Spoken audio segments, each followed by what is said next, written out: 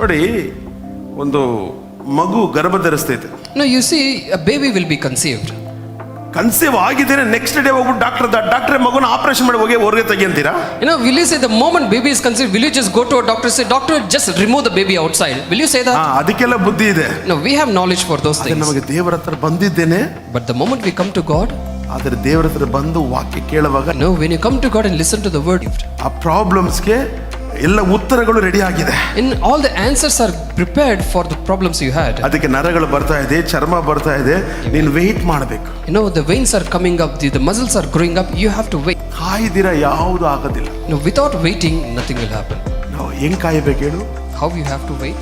Love, ಪ್ರೀತಿ ಇಲ್ಲ ಅಂದ್ರೆ ಯಾವ ಕಾರ್ಯ ನಮ್ಮ ಲೈಫಲ್ಲಿ ನಡೆಯೋದು. Without love, you cannot accomplish anything in your life. ಪರಿಶುದ್ಧಾತ್ಮನ ಕಾರ್ಯ ಅದು. It is the work of the Holy Spirit. ಆ ವರ್ಡ್ ನ ನೀನು ಪ್ರೀತಿಯಿಂದ ಸ್ವೀಕರಿಸಬೇಕು. You have to receive that word with love.